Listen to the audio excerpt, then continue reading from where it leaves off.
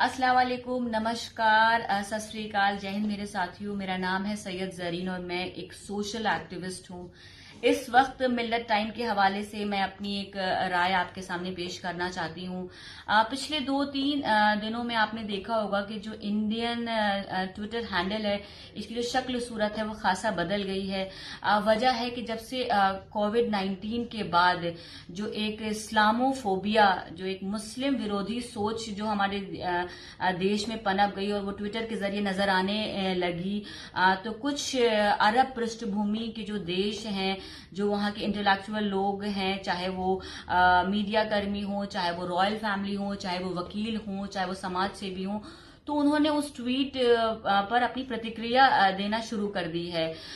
तो मुझे सिर्फ इतना कहना है कि पिछले कुछ दिनों में जब से ये लॉकडाउन चल रहा है, कभी किसी ने हमारे देश के जो अंदरूनी हालात हैं उस पर कभी किसी देश ने प्रतिक्रिया नहीं दी, खास करके अरब देशों ने।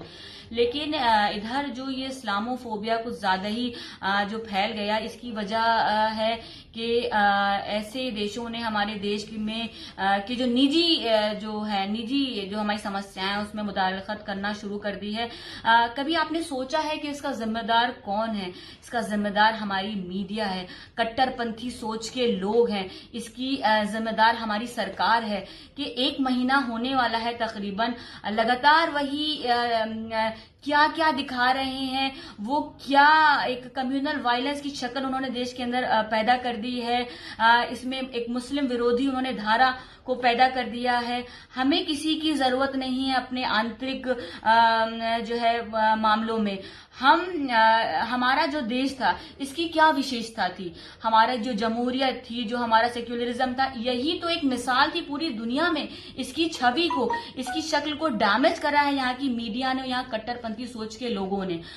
और हमें अपने जो हमारे अंदरूनी जो हमारे मामले हैं उसमें हमें किसी की मुदाखलत नहीं चाहिए। हम सक्षम है, हमारे लिए हमारा सुप्रीम कोर्ट है, हमारे लिए हमारा संविधान है, जिसमें हमारे जो अल्पसंख्यक लोग हैं उनके हुकूक बाकायदा मजबूत तरीके से मौजूद हैं। तो हमें नहीं चाहिए। लेकिन ऐसा जो मीडिया, कितने ऐसे मीडिया जो एक नेशनल मीडिया जो है, उन्होंने कितनी ऐसी भ्रामक खबरें जो हैं वो अपने चैनल के माध्यम से फैलाई हैं, उनके ऊपर केसेस भी हुए हैं। इसमें कौन इसमें जो है वो तकलीफ में जाता है? हमारे देश का जो निचला तबका है, कितने ऐसे सब्जी वेंडर्स जो थे, वो लोगों के यहाँ जाकर सब्जी बेचने गए, उनको किस तरीके से मार करके भगाया गया। कितना ज्यादा धर्म के नाम पर वो जो एक नफरत है वो फैलाई जा रही है। इसका शिकार कौन हो रहा है? क्या सोशल मीडिया पे हम लोग देख नहीं रहे? तो अब जरूरत है कि हम सोचें, हम सब मिलकर के। ये तो हमारे देश के ऊपर, क्या पूरे विश्व के ऊपर एक आपातकाल पड़ा है, तो हमें तो टीम इंडिया बन करके इस वक्त इस आपातकाल से जूझना है। जो कोविड-19 है, आप समझ रहे हैं इसकी गंभीरता क्या है? ये धर्म को देख करके नहीं आता है, ये किसी वर्ग विशेष को देख करके नहीं आता है, ये कोई पैसा और गरीबी देख करके नहीं आता, ये तो बस लग जाता है और ये जिंदगियां ले रहा है। तो इस वक्त तो हमें तो इस वक्त एकजुट होकर के सारी पार्टी, मैं तो आप इस चैनल के माध्यम से मैं सबसे एक अपील करना चाहूंगी कि जितनी भी पार्टीज हैं, जो राजनीतिक पार्टीज हैं, सब मिल जाएं। जो हमारे कर्मवीर हैं, चाहे वो पुलिस कर्मी हो, चाहे वो डॉक्टर्स हो, चाहे वो सफाई कर्मी हो, और जो समाज सेवी हो, हम सबको मिल करके इस वक्त इस आपातकाल से, इस गंभीर जो ये एक आजाब में हम लोग मुब्तला हो गए हैं कोरोना वायरस की शक्ल में, इससे हमें निकलना है, इससे हमें निपटना है और इससे हम लोगों की जिंदगियों को बचाना है हमें। और देखिए उसके बाद कल जो प्रधानमंत्री उनका भी ट्वीट आ गया। तो कहीं ना कहीं देखिए, ये हमारा जो एक जमहूरियत है, जो हमारे देश की विशेषता क्या थी? एक अनेकता में एकता, कि हम सब मिलजुल कर यहाँ पर रहते हैं और खासा एक दूसरे का ख्याल रखते हैं। हम लोग सब धर्म के लोग, सबके हुकूक एक जैसे हैं।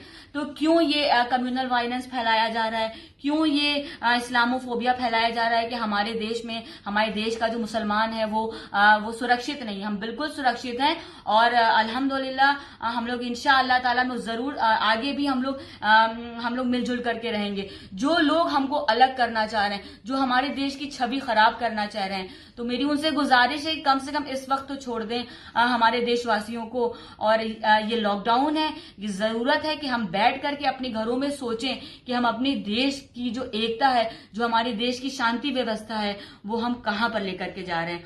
बहुत शुक्रिया। और रमजान शुरू होने वाले, तो मैं आपके चैनल के हवाले से सबको रमजान की मुबारकबाद भी देना चाहूंगी। घरों के अंदर रहिए और जो जिंदगी देखिए बदलने का नाम है, तो इस बार भी रमजान में बहुत बड़ा बदलाव आया है। और हमें जो रोजे जो हैं वो तो हम लोग रखते ही हैं अल्हम्दुलिल्लाह। और जो हमारी तरावी की नमाजें हैं, कुछ लोग तहज्जुद का एहतमाम मस्जिदों में करते थे, कुछ लोग अपना सहूर और अफ्तार भी मस्जिदों में करते थे। तो मेरी आप सबसे गुजारिश है कि मसाजिदों में ना जाकर अपने घरों को ही मसाजिदें बना लें और ऐसा कोई भी काम ना करें कि फिर से ऐसे जो देश विरोधी लोग हैं उनको जो है वो बदनाम करने का मौका मिल जाए। और हम सब एक है, हमारा पूरा देश एक है। हमें किसी भी बाहरी ताकत की अपने देश में कोई मुदाखलत नहीं चाहिए। हम सब जो है वो अपने आंतरिक मामलों को खुद सुलझा लेंगे। इसके लिए हमारा सुप्रीम कोर्ट है। बहुत शुक्रिया, अपना बहुत ख्याल रखिएगा। अल्लाह हाफिज। मिलेट टाइम्स की वीडियोस देखने के लिए यहाँ क्लिक करके सब्सक्राइब करें और हाँ, बेल आइकन जरूर दबाएं। अगर फेसबुक पर देख रहे हैं तो पेज लाइक करें। ताज़ा तरीन खबरों और मज़ामीन के लिए विजिट करें हमारी वेबसाइट www.millettimes.com। हमारी ये वेबसाइट उर्दू, हिंदी, इंग्लिश तीनों लैंग्वेज में मौजूद है।